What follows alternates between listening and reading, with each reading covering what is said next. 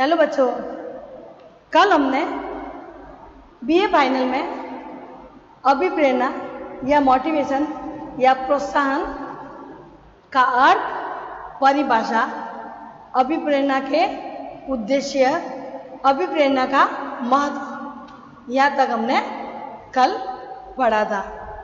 आज हम पढ़ेंगे अभिप्रेरणा के प्रकार, यानी कि किस किस प्रकार से उनको अभिप्रेरित किया जा सकता है, लोगों को, या मोटिवेशन किया जा सकता है या प्रोत्साहित किया जा सकता है। तो 4 प्रकार बताए मोटे रूप से कि अभिप्रेरणा से कैसे, किस प्रकार से अभिप्रेरित किया जा सकता है। थोड़ा सा परिचय। अभिप्रेरणा या प्रोत्साहन का क्षेत्र अत्यंत व्यापक है, यानी बहुत बड़ा है कहने को, जिसमें उन समस्त विधियों व घटकों का समावेश किया जाता है जो प्रत्यक्ष या परोक्ष रूप में कर्मचारियों को अभिप्रेरित करने का कार्य करते हैं। अभिप्रेरणा का मुख्य रूप से 4 भागों में विभक्त किया गया है। वैसे तो बहुत बड़ा, व्यापक, यानी अभिप्रेरणा प्रोत्साहन का क्षेत्र बहुत बड़ा है, व्यापक है, लेकिन मोटे रूप से 4 रूपों में उनको बताया गया है। तो ये हम पढ़ते हैं।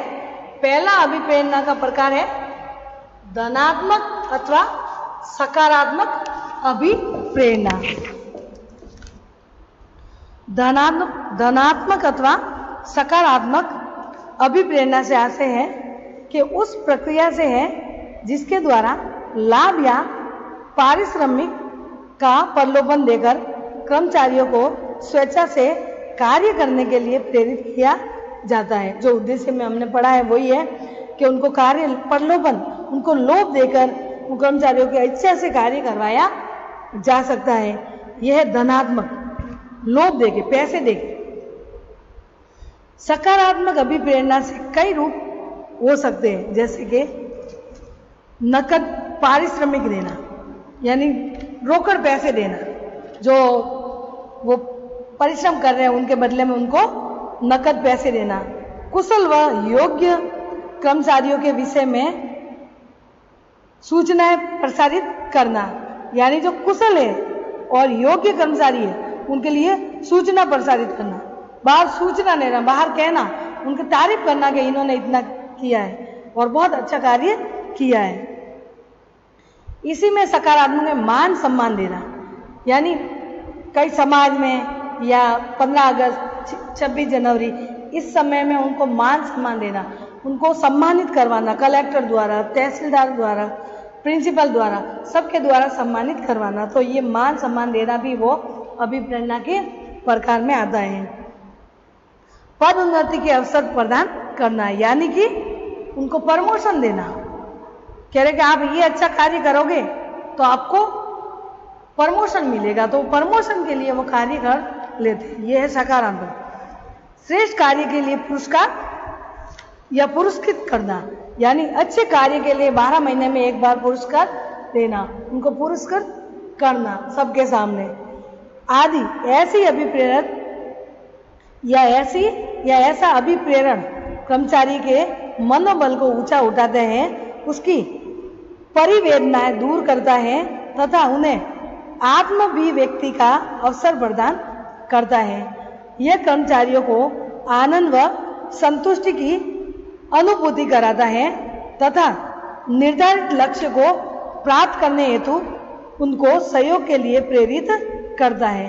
वर्तमान युग में अभिप्रेरणा का ये रूप सर्वाधिक लोकप्रिय है, यानी वर्तमान की बात करें तो ये धनात्मक और सकारात्मक अभिप्रेरणा बहुत ही महत्वपूर्ण है, क्योंकि उसमें पैसे द्वारा, सम्मान द्वारा, पुरस्कार द्वारा और पद उन्नति यानी प्रमोशन द्वारा उनको अलग अलग लाभ देकर उनको प्रोत्साहित किया जा सकता है। तो ये भी एक प्रकार में आता है। इसमें वर्तमान में ज़्यादा ये लोग काम में ले रहे हैं प्रोत्साहित के लिए।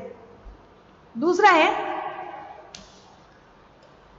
ऋणात्मक या नकारात्मक। ये सकारात्मक था बच्चों, ये धनात्मक तो सकारात्मक, और ऋणात्मक है वो नकारात्मक अभिप्रेरणा। इसमें ऋणात्मक अथवा नकारात्मक अभिप्रेरणा का उद्देश्य भी धनात्मक अभिप्रेरणा की बात ही है। अन्य व्यक्ति को अपनी इच्छा अनुसार कार्य करने हेतु अभिप्रेरित करना, किंतु इस तकनीक का आधार भयपूर्ण दबाव होता है।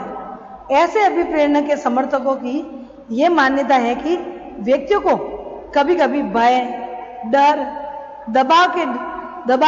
दंड के आधार पर अभिप्रेरित किया जा सकता है। तो ये एक नकारात्मक रूप कहा जा सकता है। डरा डरा के, ये नहीं किया तो नौकरी से निकाल दूंगा, ये कार्य नहीं किया 1 महीने में नहीं किया तो जॉब चली जाएगी, तो आपकी सैलरी नहीं बनेगी, ऐसे मतलब डरा धमका के कार्य, नहीं तो रात को आपको करना पड़ेगा, छुट्टियां नहीं मिलेगी, ऐसे डरा धमका के। जैसे कि उदाहरण के लिए, यदि कोई कर्मचारी देर से आने का आदी हो गया है तथा अपने कार्य में भी सुधार नहीं कर सकता, तो वेतन काटने या काम से पृथक करने की धमकी दी जा सकती है।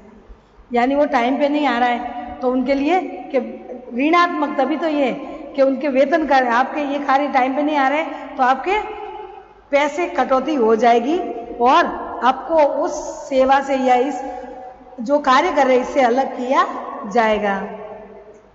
ऋणात्मक अभिप्रेरित या अभिप्रेरणा के कई रूप हो सकते हैं, जैसे कि डांटना, फटकारना, मौद्रिक दंड, यानी इतने पैसे भरने पड़ेंगे तुझे, इतने दिन नहीं आए तो इतने तुझे पैसे काटने पड़ेंगे। जबरी छुट्टी देना, जबरदस्ती छुट्टी, उनको छुट्टी नहीं चाहिए तो भी आज मत आओगे क्योंकि कल आपने ऐसा कार्य नहीं किया।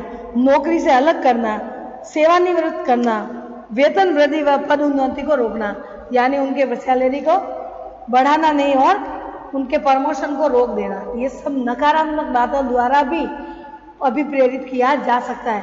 तो कोई व्यक्ति जो ढीठ होता है वो नहीं कर पाता तो उनको नकारात्मक दृष्टि से अभिप्रेरित करना पड़ता है, मोटिवेशन करना पड़ता है। तो ये प्रकार है, एक प्रकार का, एक तो सकारात्मक और एक है नकारात्मक प्रकार।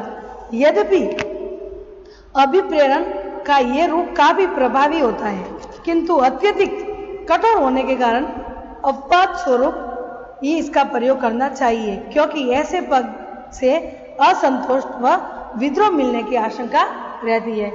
यानी ये ज़्यादा यूज, जैसे पहला है धनात्मक और सकारात्मक, ये ज़्यादा चल रहा है, ये चल तो रहा है, लेकिन अगर ज़्यादा ऐसा यूज किया, ऐसी ज़्यादा बातें कि नौकरी से निकाल दूंगा, ये कर लूँगा, ये कर लूँगा, ऐसा कर दिया तो बच्चों बार बार क्या होगा, क्रांति की संभावना हो सकती है। वो जब मिलकर जो उनके नीचे कार्य कर रहे कर्मचारी या श्रमिक कोई भी, तो वो विद्रोह पे उड़ सकते हैं, वो क्रांति कर सकते हैं ऐसे में। लेकिन धनात्मक सकारात्मक में ऐसी बातें सामने नहीं होती, तो इसमें थोड़ा खतरा रहता है इसमें अभिप्रेरणा के बारे में। तीसरा है मौद्रिक अभिप्रेरणा। मौद्रिक नाम से पता चल रहा है पॉइंट से कि पैसों के है ये मौद्रिक मुद्रा द्वारा जब किसी कर्मचारियों को कार्य के प्रतिफल स्वरूप दिए जाने वाला पारिश्रमिक मुद्रा के रूप में हो तो उसे वित्तीय या मौद्रिक अभिप्रेरित कहेंगे। यह अभिप्रेरण या यह अभिप्रेरणा का सबसे अधिक लोकप्रिय माध्यम है। मौद्रिक अभिप्रेरणा अधिकतम वेतन, मजदूरी, बोनस, प्रीमियर या लाभांश के रूप में किया जा सकता है। तो इनको भी अब वर्तमान में बहुत चला ये मौद्रिक, कि उनको जैसे दीपावली में बोनस देते हैं श्रमिकों को और जो कर्मचारियों को, उनको लाभ दिया जाता है, उनके वेतन में बढ़ोतरी की जाती है। तो मुद्रा जो पैसों के रूप में उनको प्रोत्साहित किया जाता है, उनके प्रतिफल के रूप में दिया जाता है। तो इस मोटिवेशन के द्वारा मजदूर हो चाहे कोई भी कर्मचारी हो, बोनस के लालच में, किसी भी लालच में अच्छा कार्य करने की बात करेगा। लास्ट है अमौद्रिक अभिप्रेरणा।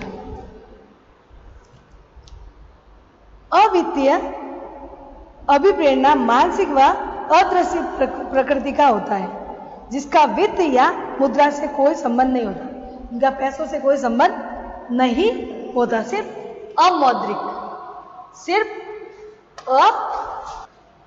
सिर्फ अमौद्रिक अभिप्रेरणा। तो इसमें यह कर्मचारियों की मनोवैज्ञानिक व सामाजिक आवश्यकताओं की संतुष्टि करता है। इसके प्रमुख उदाहरण हैं कार्य की प्रशंसा करना, कार्य की सुरक्षा प्रदान करना, श्रेष्ठ कार्य दशाएं प्रदान करना, उदार अवकाश नीति अपनाना। तो इसमें अमौद्रिक पैसे के बल पे नहीं देते या पैसों के हिसाब से लाभ देकर उनको अभिप्रेरित नहीं करते, उनको तो कार्य की प्रशंसा के अरे वाह क्या कार्य किया है, तो वो कार्य प्रशंसा से वो कार्य कर लेगा। कार्य की सुरक्षा कि तो आपने ऐसा अच्छा किया, आगे भी आपको यही कार्य आपको ही करना है, तो ऐसे उनको कार्य की सुरक्षा दी जाती है, तो वो अभिप्रेरित हो जाता है। श्रेष्ठतम कार्य दशाएं प्रदान करना, इसमें कहा जाता है कि कौन अच्छा कार्य करेगा, सबसे अच्छा कार्य करेगा उनके लिए तालियां बजाई दी जाएगी। तो ऐसे अमौद्रिक ऐसे तो नहीं मिलते, लेकिन उनकी तारीफ होती है। और उदार अवकाश नीति अपनाना, अगर आप ये अच्छा करोगे तो 2 दिन की आपको छुट्टी मिल सकती है। इस प्रकार से बच्चों ये कार्य होते हैं।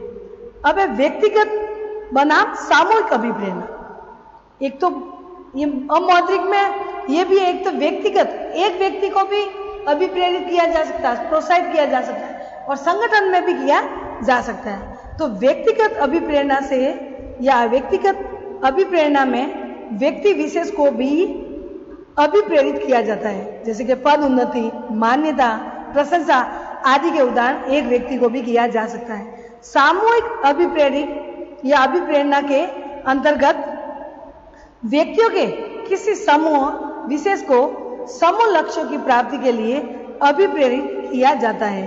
अधिकांश लाभ, समूह बोनस, सामूहिक पुरस्कार, विशिष्ट वार्षिक वृद्धि आदि इसके उदाहरण हैं। यानी समूह को, पूरे संगठन को कुछ देना के लाभ देना, पूरा बोनस सभी समूह को देना, सभी पूरे समूह को पुरस्कार देना, और साल में आर्थिक में वार्षिक विशिष्ट में वृद्धि करना, यह है सामूहिक रूप से। तो व्यक्तिगत भी अभिप्रेरित हो सकता है, प्रोत्साहित किया जा सकता है, और सामूहिक रूप से भी पुरस्कार किया जा सकता है। अब हम पढ़ेंगे अभिप्रेरणा की विधियां व तकनीकें। तो इसमें अभिप्रेरणा की विधियां या तकनीकी में पहला पॉइंट है उद्देश्यों के स्पष्टीकरण द्वारा अभिप्रेरणा। यानी ये क्या विधियां हैं, तो इसमें कार्मिक को या कर्मचारी को अभिप्रेरित करने का यह एक सबसे सरल तरीका है। प्रबंधकों को चाहिए कि वे संगठन के सभी व्यक्तियों को संस्था के लक्ष्यों व उद्देश्यों की जानकारी प्रदान करें, और ये भी बताए कि उसका व्यक्तिगत हित संस्था के हित से अलग है नहीं। यानी उद्देश्य के स्पष्टीकरण द्वारा अभिप्रेरित किया जा सकता है। तो इनकी अभिप्रेरणा की विधियां या तकनीकी में पहला पॉइंट, क्योंकि कार्मिक जो कार्य कर रहा है वो संस्था के लक्ष्य और उद्देश्य को देखकर स्पष्टीकरण करके ही वो कार्य करता है। किसके कारण? अभिप्रेरणा के कारण। तो ये भी एक विधि अलग मानी जाती है। दूसरा अभिप्रेरणा बताया है, दूसरी विधि अभिप्रेरणा की बताई है कुशल नेतृत्व द्वारा।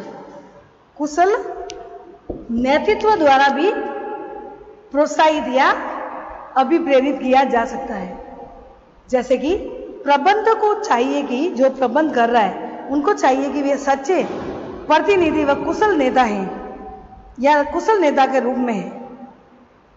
कर्मचारियों की कठिनाइयों को सुने एवं उन्हें दूर करने का प्रयास करें। ऐसे नेतृत्व में या ऐसे नेतृत्व से वे कर्मचारियों के विश्वास पात्र बन जाएंगे तथा अभिप्रेरित होकर निष्ठापूर्वक कार्य करेंगे। यानी जो प्रबंध कर रहा है उनको सच्चे प्रतिनिधि और कुशल नेता के रूप में कर्मचारी की कठिनाई को सुने। यानी जो काम दे रहा है वो नेतृत्व कर रहा है, जो नेतृत्व कर रहा है जिससे काम ले रहा है तो वो कुशल तरीके से वो कार्य करवाए उनसे, तो उससे उनको कुशल नेतृत्व के कारण अच्छी अभिप्रेरणा मिल सकती है या वो कार्य और भी अच्छे से कर पाएगा। क्यों कर पाएगा?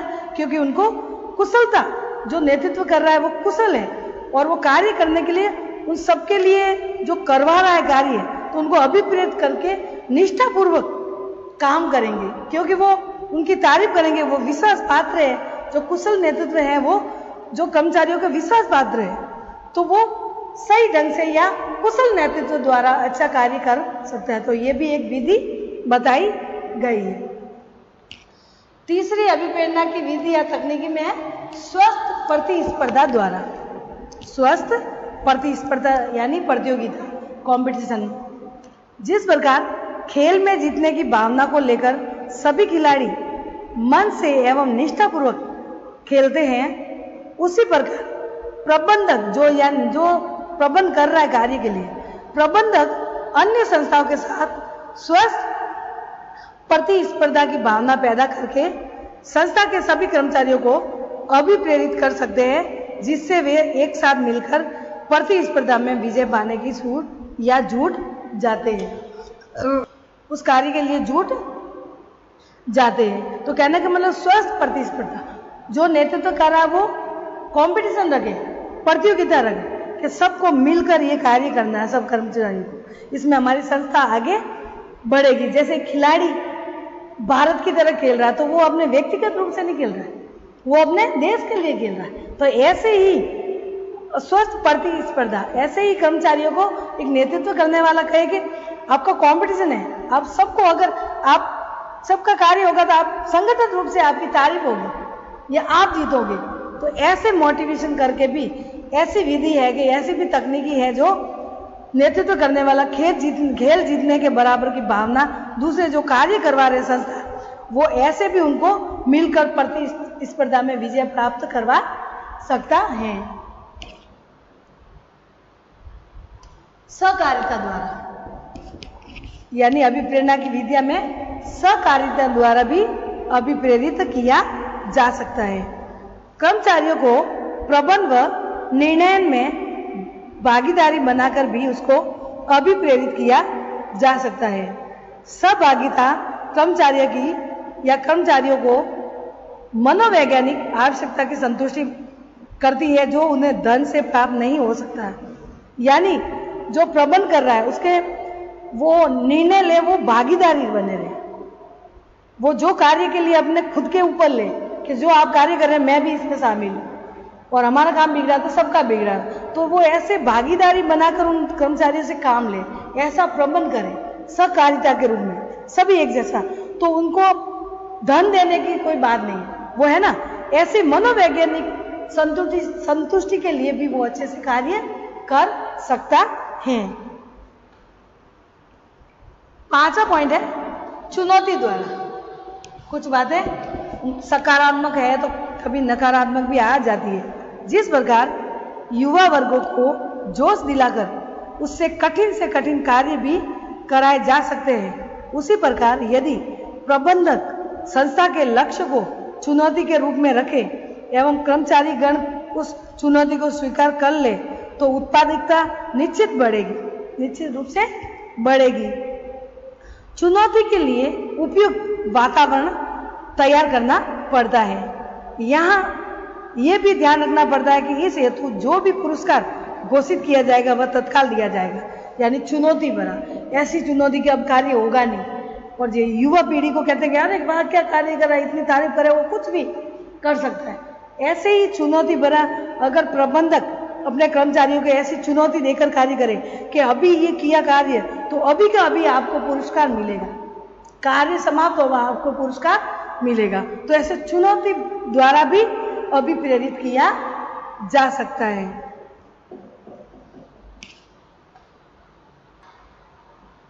छठा है प्रेरणा उदाहरण। कुछ प्रेरणा भी सहयोग देगी। तो प्रेरणा द्वारा जैसे कि कर्मचारियों को मौद्रिक एवं अमौद्रिक जो पढ़ चुके हम, इसमें आगे पढ़ चुके हम कि मौद्रिक पैसे द्वारा और ऐसे तारीफ करके ऐसे, तो ये प्रेरणा द्वारा अभिप्रेरित ये तकनीक या विधि है। तो कर्मचारियों को मौद्रिक अमौद्रिक प्रेरणा देकर भी अभिप्रेरित किया जा सकता है। जो 4 रूप हमने पढ़े थे विधि, ये क्या कहते हैं, धनात्मक, ऋणात्मक और मौद्रिक और अमौद्रिक, तो वही बातें इसमें आ जाती है। इसके अलावा अन्य तरीके भी है, और भी तरीके बचे हुए जो अन्य तरीके, ये तो लेंगे 6 प्रकार तो उनकी विधियां यही है, अभिप्रेरणा के तकनीकें या विधिया। प्रकार तो वो है जो प्रकार इतने प्रकार के होते हैं, ये विधिया ये उपयोग में लिया जाता है, ये है विधिया या तकनीक है। तो लास्ट है अन्य तरीके। अन्य तरीके में क्या आएगा? अभिप्रेरणा की अन्य तकनीकों में निम्न का समावेश किया जा सकता है। पहला है आदर्श आचरण प्रस्तुत करके, यानी अच्छा आचरण चरित्र अच्छा रखकर उनको अभिप्रेरित कर सकते हैं। दूसरा है कार्य की सुरक्षा प्रदान करना। कह रहे कि आप अगर ये कार्य करोगे अच्छा सा तो आपको इस सेवा में सुरक्षा दी जाएगी, आपको निकाला नहीं जाएगा, आपका परमानेंट किया जाएगा। तीसरा है कल्याणकारी सुविधा देकर, उनके परिवार के लिए कल्याणकारी सुविधा देकर भी अभिप्रेरित किया जा सकता है। घर पे कोई नहीं, उनके घर पे कोई बच्चा नहीं पढ़ रहा है तो उनके फीस भर के या फिर उनके साइकिल वगैरह दिलाकर, ऐसे कल्याणकारी सुविधा दिलाकर, या दवा या बीमार है तो दवाइयाँ दिलाकर, कुछ भी कल्याणकारी उनके हित के लिए, कल्याण जो उनके विकास के लिए आगे बढ़े, स्वास्थ्य के लिए भी हो सकता है, स्कूल भेजकर भी किया जा सकता है, उनके कल्याण के लिए कार्य किया जा सकता है। चौथा है पद उन्नति व विकास के अवसर देकर। पद उन्नति तो उसमें आ गया, उसमें भी कि जैसे प्रमोशन देकर और उनको विकास के अवसर देकर, प्रमोशन हुआ तो आपकी सैलरी भी बढ़ेगी, तो ऐसे भी अभिप्रेरित किया जा सकता है। कार्य दशाएं सुखद बनाकर, आपको कार्य करेंगे तो आराम से आपको एसी बिठाया जाएगा, आपका नाश्ता यही होगा, खाना भी ये होगा, आपको टिफिन लाने की जरूरत नहीं है। ऐसी कार्य दशा में सुखद बनाकर उन्होंने नई ये सारी ये क्या व्यवस्था देकर उनको कार्य करवाया जा सकता है। लास्ट है चटक पर शिक्षण की व्यवस्था करके इत्यादि, यानी उनको ट्रेनिंग देकर अलग अलग, जिसको नहीं आता है, जैसे कि मान लो पहले की पढ़ाई उसमें कंप्यूटर नहीं था तो उनको कंप्यूटर की ट्रेनिंग देकर वापस वो कार्य करवाया जा सकता है। ठीक है बच्चों, तो ये हुए अभिप्रेरणा की विधियां और तकनीकी। कल हम पढ़ेंगे अभिप्रेरणा को प्रभावित करने वाले घटक या कारक। ठीक है बच्चों, बाय।